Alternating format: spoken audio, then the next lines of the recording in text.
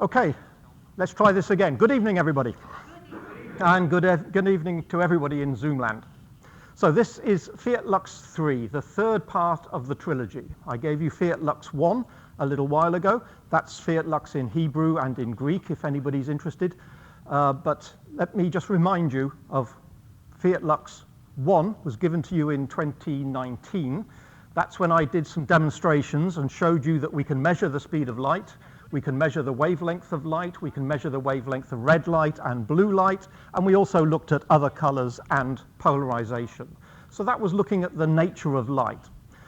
Fiat Lux led to Fiat Lux II, and Fiat Lux II was looking at how we can use the nature of light to actually design optics such as telescopes. So Fiat Lux I was showing you, for instance, that vampires don't show up in reflections, which is why Fiat Lux II had the subtitle, The Vampire Strikes Back, being the second episode of the series. This is Fiat Lux III, where we're looking at a particular case study of a telescope that's going to be coming online in a couple of years' time, the Large Synoptic Survey Telescope, otherwise known as the LSST.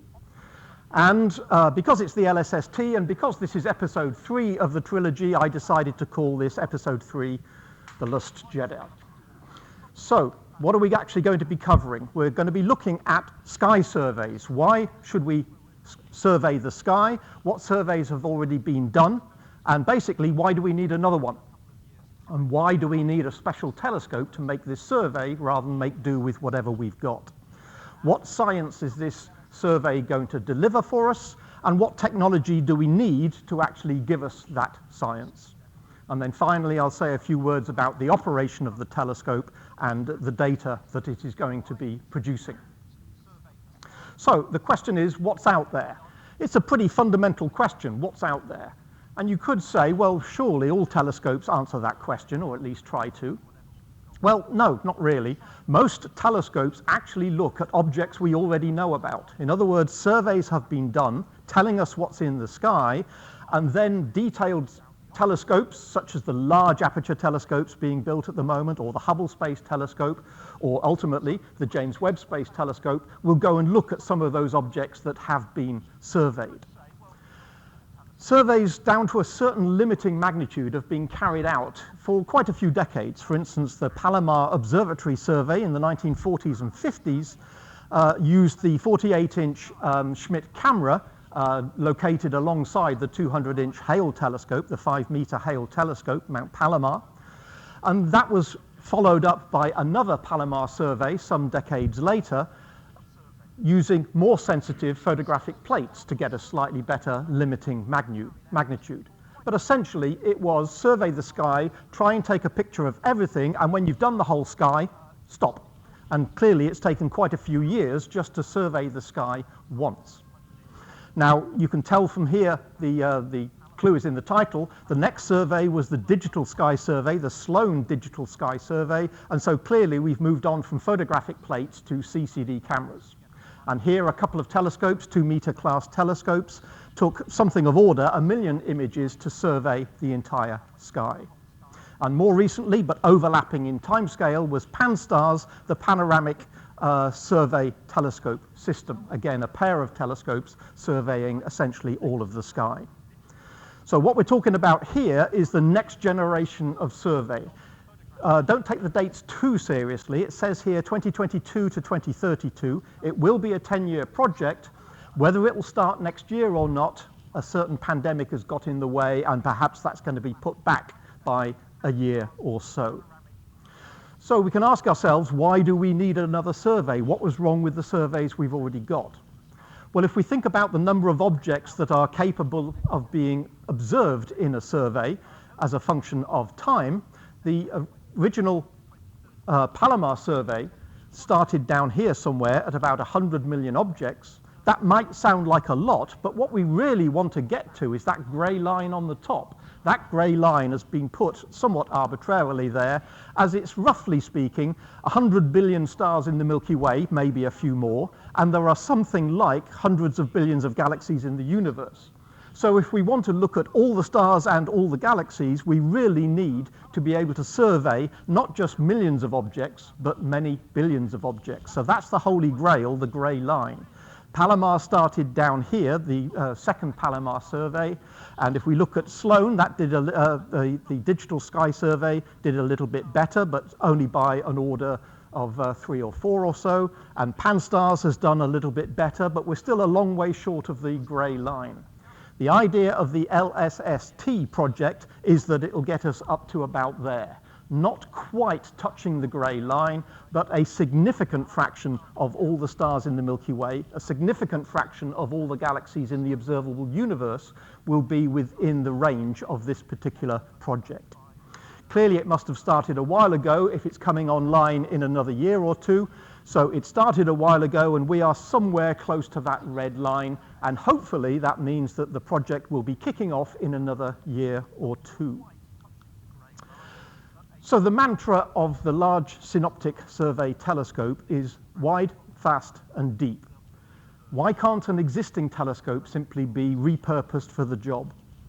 Well, if we want to survey the entire sky, we must have at least 3 basic characteristics. We must have a wide field of view, otherwise it will take us years to survey the sky. It must be fast in the sense of optically fast in order to keep the exposures nice and short. And it must be deep. We must be able to see very faint objects. If we can't see faint objects, we're not going to survey anything that we could survey with previous projects. So we can do a little bit of horse trading between how wide a field of view do we want to cover with each exposure, how fast should the optics be, and how deep do we want to go in order to get the science that we want to do. A little bit of horse trading between these 3, but if you want the best survey instrument, it needs to excel at all of these 3 characteristics. And just to make sure everybody is clear, what do we mean by fast optics? Perhaps you already know this, but if we look at the focal ratio, the ratio of a focal length to the diameter of a lens or mirror, that F number tells us how fast the optics are. If the F number is low, that means we have very bright images, and so we can use relatively short exposures, or in the days of photography, we would say fast shutter speeds. With a low F number, we can use fast shutter speeds. So low F numbers, low values of focal length over diameter, or if you like, large diameters for a given focal length, then low F numbers mean that we have short exposures, which means we get a lot more done in a given time interval. So what we're after is small F numbers. And if we just take an example here, just hypothetically, if we had an object which we wanted to image, and we could do that with a 1-minute exposure if our optics were f2, for instance, then if our optics were f2.8, we would have only half as much light coming into the optical system, so we would need to expose for twice as long. And similarly for f4, f5.6, f8, etc. They conventionally go up in factors of square root of 2 on the diameter, because that effectively halves or doubles the area of the objective. And for those of you who dabbled with astrophotography, you know the best thing you can do is to get a lens with an F number of 2 or 2.8 or 4 or something like that to give you plenty of light coming in to keep your exposures short. But if you ask yourself, well, what is the Hubble Space Telescope? Couldn't we use that? Is that not fast enough to do a survey? Well, if you think of the Hubble Space Telescope, the diameter of the mirror is 2.4 meters, and the focal length is nominally 57 meters, which means its F number is actually close to 22. It is no way could you call it a fast instrument, fast optically. So although the Hubble has fantastic resolution, if you wanted to survey the entire sky at f22, it would take you 100 years or more to do that. So the Hubble Space Telescope, fantastic though it is not the right instrument to do surveys. Well, you say, okay, if we want it to be fast, why don't we go with something with a much bigger mirror? Why don't we use the European Extremely Large Telescope coming online shortly? It's got a 40-meter diameter mirror. Surely that's fast enough for the job. Well, no, it's not the size of the mirror, it's the F number. It's the focal length divided by the mirror size. The mirror might be 40 meters across, but the focal length of the EELT, something of order 750 meters, 3/4 of a kilometer. And so the focal ratio of the EELT is about f16. So again, nowhere near enough for a survey instrument. We want wide and fast and deep. And if you use your digital SLR with a wide-angle lens. You certainly get a nice wide chunk of sky, but it's not particularly fast, and it's certainly not deep enough.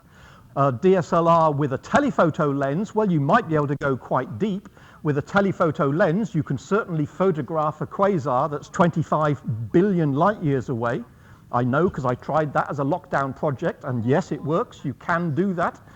You can certainly image galaxies that are receding from us much faster than the speed of light. You can do that with a telephoto lens, but you don't have the wide angle and you don't have the fast optics.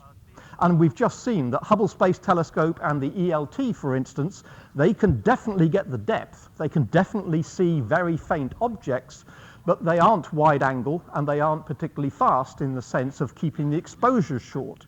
The Hubble Deep Field, for instance, was a 1 million second exposure. We can't afford to do long exposures if we want to survey the sky.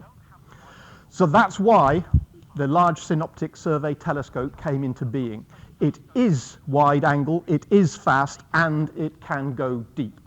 Deep in this context means magnitudes much fainter than the sort of things that have been surveyed up to this point. Hence the mantra of the LSST project is wide, fast, and deep. And this is an indication of what it looks like. It's almost finished in the sense that a lot of the construction is already done. It's not all complete yet, so this is still an artist's impression, as it were, a little movie of what it will look like.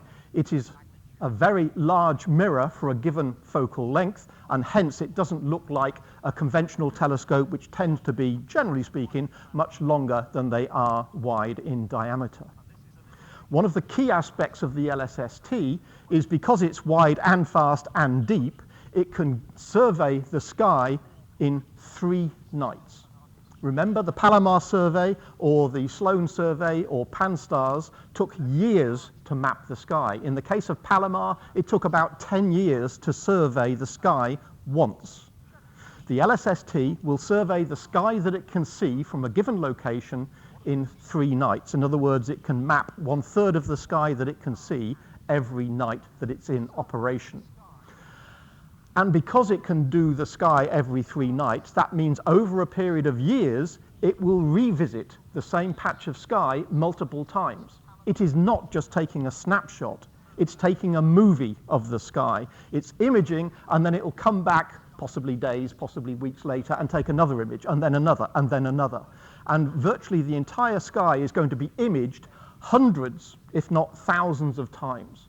So it's not just a snapshot of what was the brightness and position of that star at this particular date, it's what the brightness and position and color of that star is as a function of time over a 10-year period. Quite a different philosophy to other surveys. So the LSST is not only going to be comprehensive in terms of the number of objects that it's going to be looking at. Remember, tens of billions of stars and galaxies are going to be surveyed. The fact that this is done over a period of time and these objects will be looked at many times during the 10-year cycle is what makes the LSST unique as a project. So what are we hoping to learn from the LSST? Well, it should give us information about objects within the solar system and stars within the Milky Way and galaxies in the universe. In other words, essentially all scales of astronomy that we're generally interested in. What's going on inside the solar system, what's going on inside the galaxy, what's going on outside the galaxy.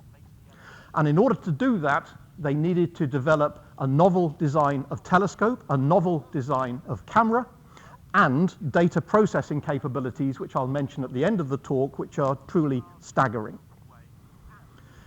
It will generate, by far, the largest catalogue of astronomical objects that has ever been compiled. Even in a few nights, it will have compiled a catalogue bigger than every other survey up to that point over the past century or so.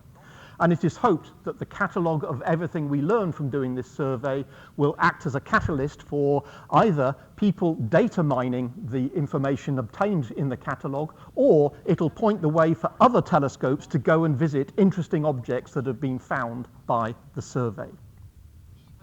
So the principal scientific aims, I'm not going to spend too long on the details because it is an enormous range that it is trying to deal with. Just very briefly, it's going to look at the solar system and effectively take an inventory of what is in the solar system and try and clarify how the solar system came to be.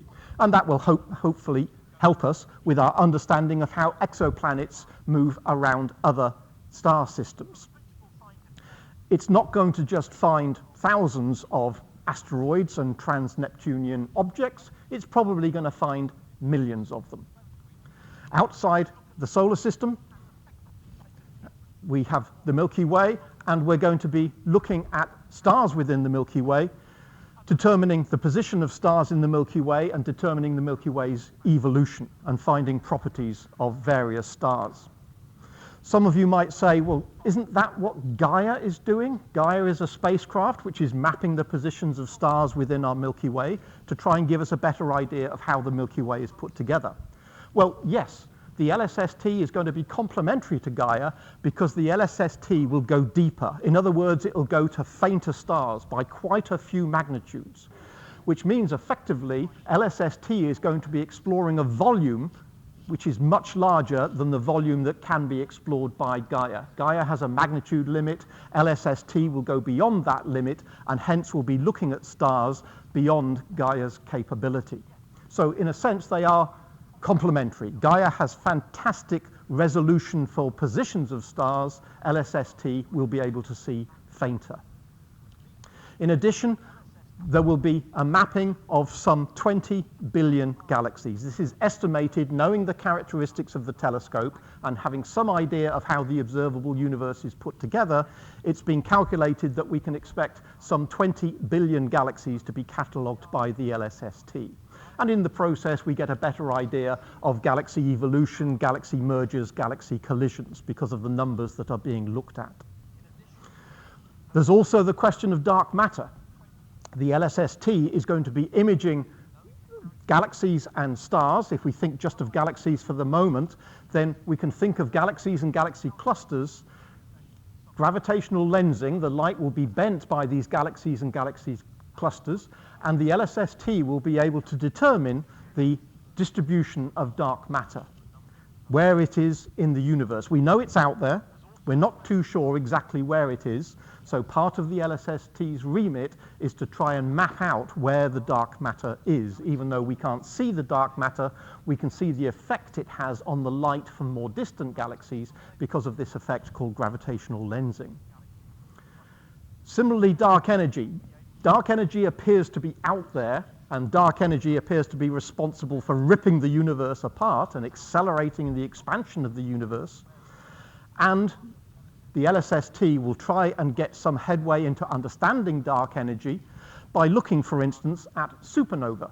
Now, a supernova might only go off once in 100 years in a given galaxy, but if you're cataloging 20 billion galaxies, that means you're not going to find one or two supernova every night. You will probably find thousands of supernova every night for the entire 10 years of the project. So up till now, we know of a few thousand supernovae that have been found by all the telescopes that have ever existed. But it's expected that the LSST will actually be able to image a few million supernova in its lifetime. So the catalogue of supernova is going to go up enormously. In a single exposure, and a single exposure for the LSST means 15 seconds. That's what it's going to be doing. It's not going to be taking long exposures like the Hubble Deep Field. It's going to be taking lots of short exposures of 15 seconds apiece. And in a single exposure, it is expected that that single 15-second exposure will catch probably 5,000 moving objects. In addition to all of the stars, in addition to all of the galaxies that are within its field of view, it will catch perhaps 5,000 moving objects. Some of them might be asteroids, some of them might be trans-Neptunian objects. Over the period of the survey, it is expected that it will catch millions of asteroids and objects in the solar system. Yes, we already know about some of them. We already know about the bigger ones, but it's the smaller ones you have to watch out for. Something that's many kilometers in size, we might be able to track, but if one gets through that's a little bit smaller, that could be bad news for us. We know that there are lots of objects in Earth-crossing orbits, But of course, we only have to have one get through that we didn't see coming for it to be bad news for the rest of us.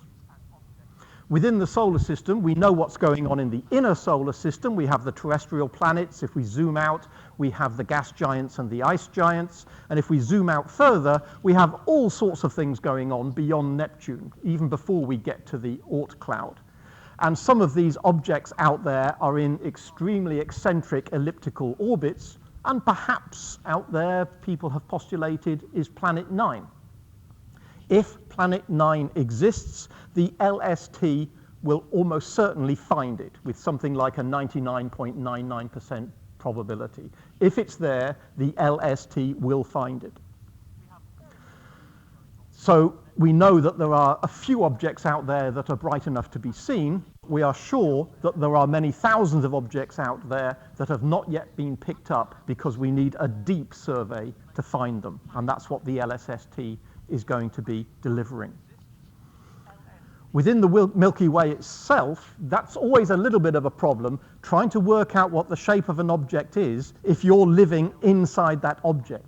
So trying to figure out what is the structure of the Milky Way is surprisingly difficult. It's arguably easier to figure out the structure of other galaxies that are millions of light years away compared to the structure of our own Milky Way, simply because we're on the inside looking out. So it's only recently that we've actually got a reasonably good idea of what the spiral arm structure of our Milky Way is, the size of the bar in the middle, and the fact that our Milky Way has 4 spiral arms. That's where we live, just there on the Orion spur of one of the arms. A single exposure of a given survey area, in other words, taken over 3 nights, if we think about a 3-night set of exposures mapping the sky that we can see from a given point on the Earth's surface, that should effectively explore a volume, if you think of it as a 3-dimensional volume that's being imaged, that volume will be some 10 times larger than all previous surveys. In 3 nights, it will survey more than has been surveyed ever before. And by the time you get a 10-year survey and you start adding together all these images, co-adding and getting fainter and fainter and fainter objects coming in, then you will effectively have mapped a volume that is some 1,000 times larger. So again, that's why it's complementary to Gaia. Gaia is doing a fantastic job at finding star positions and star velocities, giving us information about what is going on with the Milky Way. But LSST will be able to effectively see inside a volume which is 1,000 times larger. In other words, Gaia is rather local compared to the huge volume that LSST will be able to explore. As a side issue, and it's essentially a side issue for Gaia as well as a side issue for LSST, one of the spin-offs that's not really one of the aims of the project, but one of the spin-offs is the fact that we're bound to find some new exoplanets as well. Remember, an exoplanet might be found if it happens to drift in front of a star and make the star's brightness change. So the chances of that happening aren't particularly high, but if you are surveying 10 billion stars, then it will actually find quite a few exoplanets, as it were, by accident. Simply by monitoring the starlight from billions of stars, you will find lots of exoplanets in the process. And that is probably true of Gaia as well, for the more nearby stars. If one of the stars happens to be in the Magellanic Clouds, then that will probably end up being the first confirmation of an exoplanet in another galaxy. You might have heard recently about some X-ray measurements of something that might be an exoplanet in a more distant galaxy, but seeing something happen once doesn't convince you it's an exoplanet until you can get some idea of the periodicity. And it's thought that this planet won't eclipse the star again for perhaps another 20 or 30 years. So the confirmation of that tentative result will be a while coming. In the meantime, it is probable that LSST will find exoplanets in other galaxies. Interaction between galaxies is something, of course, we've known about for a while. It is not an uncommon event. Now that we've got the Hubble Space Telescope and we can see lots of different galaxies imaged in wonderful resolution, we find that a lot of these galaxies are not isolated, but are interacting with neighbors, or there are signs that they have interacted with some of their neighbors. This particular galaxy, M63, you may look at this and say, well, that looks like a rather isolated galaxy. It's a rather nice spiral. There's, of course, a few stars in the foreground from our own Milky Way. But on the whole, that looks like a rather isolated galaxy. If we take the color out and invert it to make it easier to see what's going on, so change black to white, and bump up the contrast, we can see that is not an isolated galaxy. That quite definitely has these tidal tails that indicate that it's been disrupted, probably by a near passage or possibly even a collision with another galaxy in the past. And the more we look, the more we find this sort of thing. Sometimes these tidal tails are quite faint. It is thought that the Milky Way has a similar arc, indicating that the Milky Way has interacted with other galaxies in its history.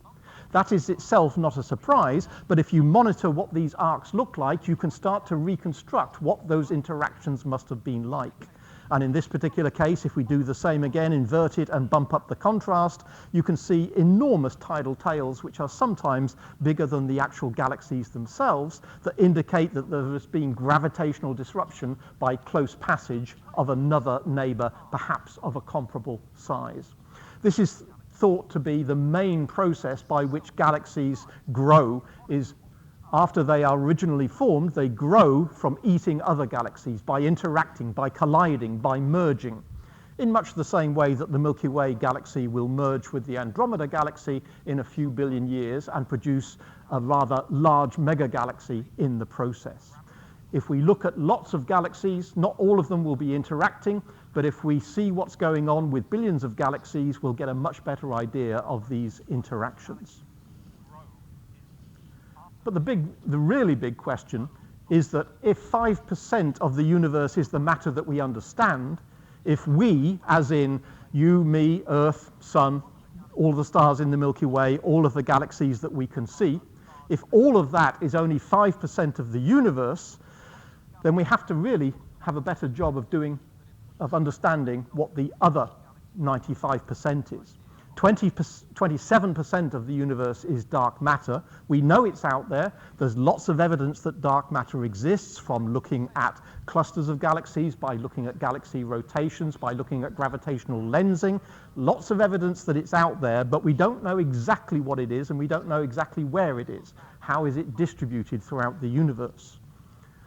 The other 68% is even more mysterious, the dark energy that is making the expansion of the universe accelerate and effectively ripping the universe apart. We don't have a clue what it is, and we need to get a better angle on this, on both of these. If 95% of the universe is in this so-called dark sector, it's either dark matter or dark energy. If that accounts for 95% of what's out there, we really ought to do a better job of understanding what it is, rather than just concentrate on the 5%, which is the prettiest bit, the bit where the stars are giving us light.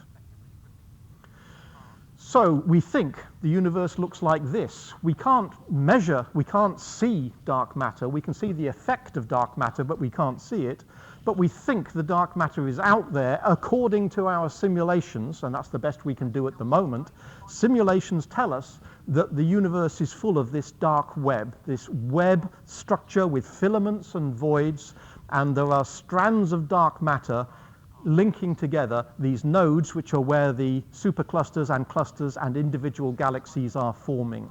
So here the yellowish stuff is the stuff that we can see, and it's inferred that we have this dark matter web in the background. But how can we tell if that particular simulation is right unless we can do some measurements to see what's actually out there? Maybe the dark matter is uniformly distributed, maybe it's more blotchy. This is simply an artist's impression of our lack of knowledge of how dark matter is distributed, either locally within the Milky Way or within any system of galaxies. One of the ways that it can measure dark matter, or at least infer the existence of dark matter, is to look at this gravitational lensing. Galaxies will be distorting the light from more distant galaxies, and if dark matter is added to the mix, the distortion is even larger. So if we can measure the distortion that we see due to various galaxies that are out there, we can start to piece together what dark matter is where and how it's distributed through space. In other words, does it follow the sort of filament and web-like structure that the simulations would have us believe. Similarly, when it comes to understanding dark energy, if we can understand where the dark matter is and we can get a handle on how that has changed, because if we look at different distances, we're looking back in time, if we can see how the dark matter of the universe has changed with time, that'll give us an idea of what dark energy is doing, because the dark energy will influence the dark matter. And again, here the red indicates what we think the dark matter web will look like, but we can't see that. But even though we can't see it, we can see galaxies, and the galaxies will be distorted slightly by the fact that dark matter will distort light. Again, gravitational lensing. Any light that travels through a dark matter area will be bent, perhaps only slightly, but even if it's only a very small effect, if you can see that small effect, not on a dozen galaxies or 100 galaxies or 1,000,000 galaxies, if you can add up that small effect that you can see over many billions of galaxies or tens of billions of galaxies, then we have a chance of saying, although individually we can't tell what's going on, but if we look at enough galaxies, we can infer what the web of dark matter must be that's producing that particular arrangement of galaxies that we can see. So that's the idea, using visible light to tell us what the dark matter is actually up to. So how are we going to actually deliver on this? This is the science we want to do. Excuse me a second while I try and take a sip of water without touching the microphone. So we're going to need a very special telescope. It's going to have a unique optical design. It's going to have the world's largest detector to give us the field of view that we need. And it's going to have an astounding observatory site. We can't place this somewhere where we're not going to get fantastic clear skies. As I think you're probably aware, the best sites in the world are either on the top of a volcano like Hawaii, or on volcanoes in the Canary Islands, La Palma and Tenerife, or in the Atacama Desert of Chile. And so these sites were considered, and it was decided that the LSST was going to be sited in Chile. That was decided a few years back. So there. That looks like it might be it, but no, that's not it. That is Gemini South. There's Gemini North and Gemini South, and the LSST is effectively on the next mountain along from Gemini South. So from the LSST site, when you look across the mountains, you see Gemini in the distance there. So they took the next mountain, blew the top off it, and then got a whole load of engineers in to go around saying, oh, I don't like the look of that. Yeah, okay. Oh, no, which cowboy did that then? And then they started building it a few years back. That is not bang up to date. That's still a little bit out of date. They are getting on nicely with the structure of the building and the telescope itself. That's an artist's impression of what it will look like when it's finished. A little telescope on the side, which will be surveying the state of the sky in terms of the seeing conditions. Inside will be the telescope itself and various support laboratories, such as, for instance, re-illuminizing the mirror whenever it gets dirty, whenever that's needed. That just gives you an idea of what the telescope looks like in its turret. The optical design is very curious. We want the widest field we can muster, but it has to be pin sharp from corner to corner. There's no point in having a wide field of view if your stars are slightly, or stars or galaxies are slightly distorted towards the edge of your field of view. So they wanted a field of view larger than 3 degrees, and that required a novel 3-mirror design. The primary mirror is about 8 meters in diameter, basically the largest mirror you can make in one piece. But the focal length, notice, is not that much bigger. The focal length is 10 meters, and that gives you an F number of an astounding 1.2. Remember the chart I had before with the Hubble and the ELT being F22 and F16, and most people's cameras would only go to F4, F2.8, F2 perhaps. This optical telescope works at F1.2, and it does that with a very unusual mirror. Let's just dim that out slightly. The light hits the main mirror and then bounces up to mirror number 2, and then comes down to hit mirror number 3, which is the same piece of glass as mirror 1. In other words, the mirror has been ground into 2 different shapes. That single piece of glass has been ground into one shape to act as mirror 1, and the center of it has been ground into a different shape to be mirror 3. And then from mirror 3, it bounces into the camera. This is how the mirror was made. You put lots of glass blocks down into a furnace mold, about 8 or so meters in diameter.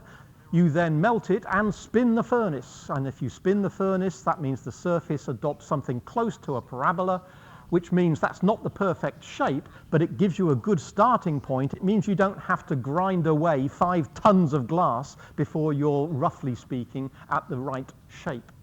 A camera that's looking into the furnace when the glass was melted shows you what happens. There's the glass melting and then sinks into the ribs in between the hexagonal regions there. Just repeated, it melts and then sinks into the rib structure behind. It melts and then sinks like honey into the rib structure to give you a very stiff mirror, even though it's not particularly heavy. That's it once it came out of the furnace and was cold enough to sit on. Apparently you have to sit on a mirror once it comes out, that's the law. So here, the various people that were involved in making the mirror, you can see the hexagonal structure of the ribs behind it. This is before it's been figured into these 2 rather odd shapes. But if you want to get a very wide angle, not only do you have to have a very novel way of getting the light over 3 degrees into your field of view, you have to make sure, of course, your detector is capable of recording all of that information. There's no point in having a very wide field of view if you've got a tiny detector which is not capable of recording all the information you need. So no, that's not it. That's just to give you an idea of scale. That's roughly speaking how large the mobile phone cameras are these days. They might have changed a little bit, but this is a standard module that you might find in your mobile phone. You can see that the glass and the chip behind it basically only a millimeter or 2 in size. For comparison, let me show you the size of the Hubble chip. This is the chip in the Hubble Space Telescope camera number 3, and that's its actual size, 4 centimeters by 4 centimeters. So that's what's given us all those fantastic images from the Hubble. 40 millimeters on a size, 16 megapixels in total. That's state of the art as far as the Hubble is concerned. What they've taken is a chip of the same specification, and let's just take that down a little bit. There's the 16 megapixel chip. Let's take that and add 8 neighbors of the same resolution. So now you have a whopping great detector.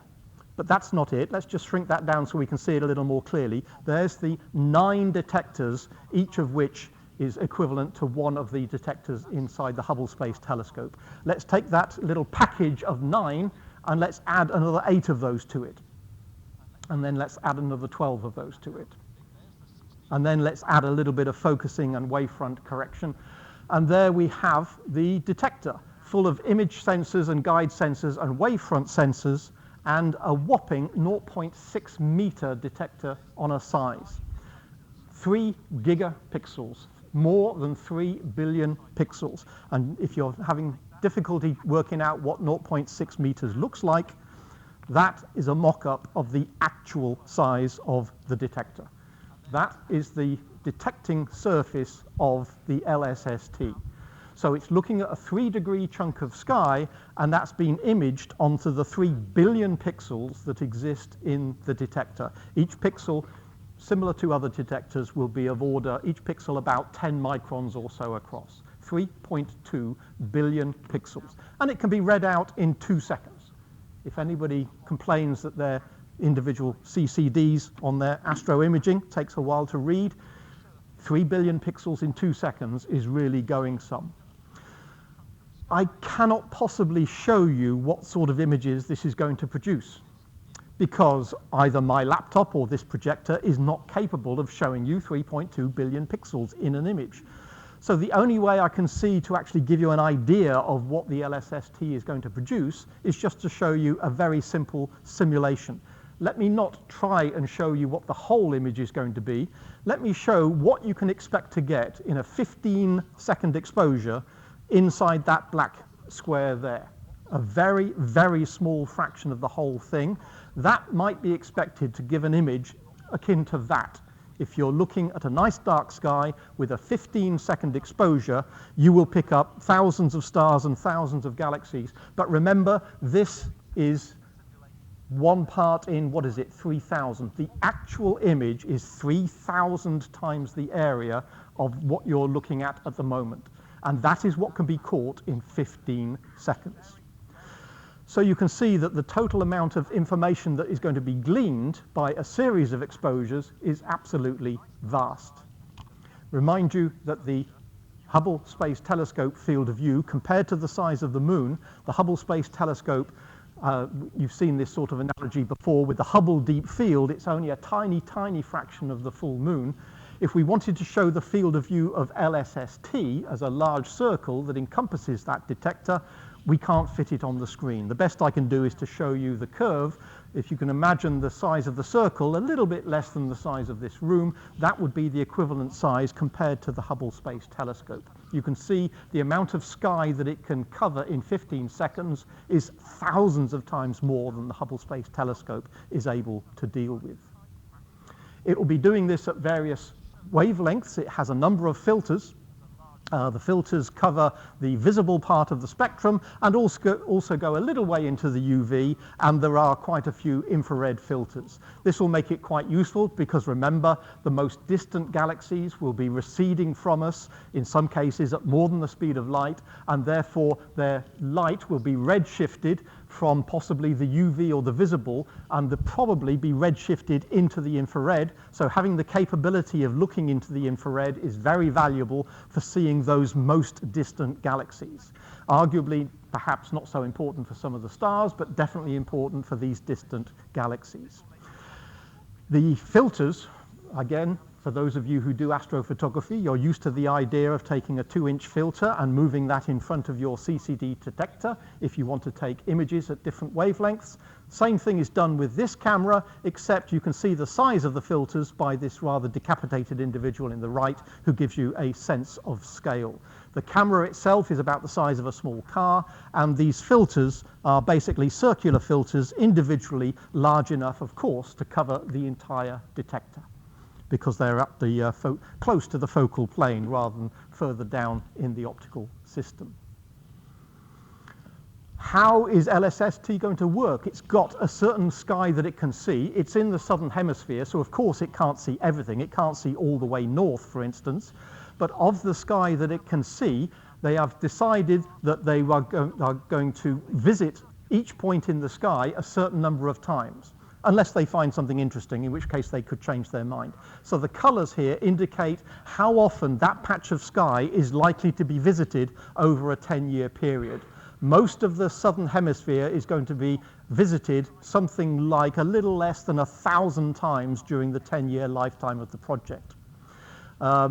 South celestial pole will be visited a little less often, mainly because the quality is not quite so good because it's lower down, more air mass to image through, so they're going to concentrate on that part of the sky that is plenty high enough in altitude that can be seen clearly. It's also going to be, you see that there's a few odd little bits, like they're going to try and follow the galactic plane as far north as they can go before it's lost in the northern horizon, as seen from Chile. And they're also going to make an exception for the fact that they really want to cover the ecliptic, so not only the part of the ecliptic in the southern hemisphere, they're also going to monitor the northern part of the ecliptic and that part of sky to try and make sure they don't miss anything in the solar system. Yes, there's always the possibility that some objects could have very elliptical and very inclined orbits, and it might be that some of those objects are going to be up here and perhaps missed because they are simply not visible from Chile. But that notwithstanding, they are going to try and cover the entire ecliptical plane and also the galactic plane and cover as much as possible of the southern hemisphere. There will be some particular objects, for instance, perhaps the Magellanic Clouds or other objects, which will warrant particular scrutiny, and there, you can't see it in this particular image perhaps, but some of these are very dark blue, indicating they might well go back to this more often than average, and they might spend more than 1,000 visits to a particular object which might be quite interesting to them. So that's the sort of philosophy which could change night on night, because it won't be an operator deciding which particular bit of sky they go to next. There will be a computer algorithm that decides the optimum movement of the telescope. Obviously, you want to minimize how much the telescope moves in between each bit of sky that it's going to look at, and you want to minimize how many times you change the filter. You don't want to keep changing the filter back and forth and back and forth. You would want to image one bit of sky with one filter and then perhaps decide to change the filter and image another chunk of sky, or perhaps re-image the same bit of sky. That will be decided by an algorithm that optimizes the whole process. What about the data it's going to be producing? The LSST is going to generate shed loads of data. How are they going to store it all? My guess would be, well, why not floppy disk? Okay, do you remember floppy disks? Yeah, you can remember these things. A megabyte. Yeah, I kid you not, you can store a megabyte on one of these things. More than 1 million bytes of information. But of course, that doesn't get you very far these days. Hands up all those who thought there would be zebras in this talk. No? Okay, right. There's a picture I took whilst I was on safari a couple of years ago. That's a 2 megapixel reduction from the original raw image. Having reduced it down to 2 megapixels, it now takes up about half a megabyte. So I could fit a couple of those images on a floppy disk. So floppy disks, not much use for modern digital photography. But of course, you can always swap, if you so wish, to DVDs. DVDs will store many gigabytes of information, nominally more than 4 gigabytes of information. So that's enough for thousands of digital images. I could go on safari quite happily and shoot all the pictures I wanted of animals, and it probably would come to a few gigabytes. So if I wanted to, I could store every picture I've taken from a safari, I could store on perhaps 1 or 2 DVDs. So if I had access to dozens of DVDs or even hundreds of DVDs, that would be enough storage to keep me going with wildlife photography for probably all of my life and the rest of my long life to come. So that is a huge amount of information. But the LSST, if it decided to store on DVDs, would fill that up in about half an hour. So we need a different way of storing information. What about a terabyte disk? A terabyte is 1,000 gigabytes. A gigabyte is 1,000 megabytes. A megabyte is 1 million bytes. So now we're talking about 1 trillion bytes of information, 10 trillion bits of information. A terabyte disk is roughly equivalent to something like 200 DVDs. If we had plenty of terabyte disks, that's how much would be filled in one night's observing. 20 terabytes of information would be a good night's observing. Multiply that by the number of clear nights in a year, and in Chile you would hope to get at least 300 clear nights a year, and then multiply by 10 if the project is lasting 10 years. And then, of course, you need some dark frames, some flat frames, some calibration frames, etc. By the time you're done, the total amount of storage required for this project is something of order 500,000 terabytes. Or if you prefer, 500 million gigabytes. It's a huge amount of information. That's an awful lot of disks. They won't necessarily be using terabyte-sized disks. Maybe they'll be using something larger. Maybe in a few years' time, we will have found better ways of storing information. But the bottom line is, once this project starts in a year or two's time, they are going to have to be prepared to store lots and lots of information. Every 30 seconds, remember, pictures are taken at 15-second exposures. They will take them in pairs. That's simply to compare one with the other to tell you whether, for instance, a cosmic ray happened to have gone through your detector when you took your image. Simply by comparing one with another, if they don't look the same, you've probably got a cosmic ray going through your detector. So they will always take them in pairs. And a pair of images, 15 seconds, so that's every 30 seconds, you will generate something of order 15 gigabytes of information. That information will then be squirted from the telescope down to the base of the mountain, which is the headquarters, if you like. So there's an intranet that gets you information from the telescope to HQ at the bottom of the mountain, so-called La Serena in Chile. That's a 100 gigabit per second optical fiber, so you can get your information from the telescope to HQ in about 1 second. Once it's in HQ, they want to send it to North America. and they can get it from South America to North America in 4 seconds. So 15 gigabytes of information goes from South America to North America in 4 seconds over the internet, rather than a dedicated intranet optical fiber. For those of you who can't get 40 gigabits per second out of your BT connection, a number of you may well have optical fibers now connected to your homes. It's getting more and more popular. Optical fiber can easily take 40 gigabits per second. That is not a problem for an optical fiber sending it via light rather than sending it by electrical signals. So what is stopping you getting 40 gigabits per second in your home? Well, what's stopping you getting it is the fact that the internet is absolutely chock full of YouTube videos, including this one probably. Now, most of the YouTube videos involve cats, and so if you simply put a cat filter on your internet connection from South America to North America, you can actually get something of order 40 gigabits per second. You simply have to control who's using it and stop all of the rubbish that normally gets pumped down the internet. So you put a cat filter on, and then you can get it from Chile to North America, and it goes to North America to Champaign, Illinois, where they have a supercomputer center, the National Center for Supercomputer Applications, NCSA. That is the supercomputer base that does all the number crunching.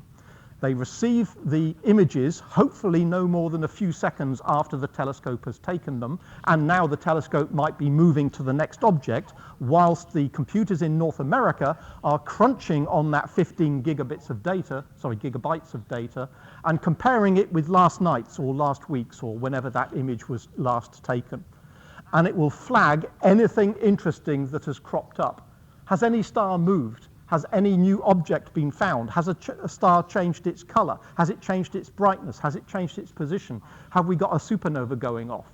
It will check pixel by pixel and flag anything interesting that's happened, and it should flag that within 1 minute. And then it will tell the world.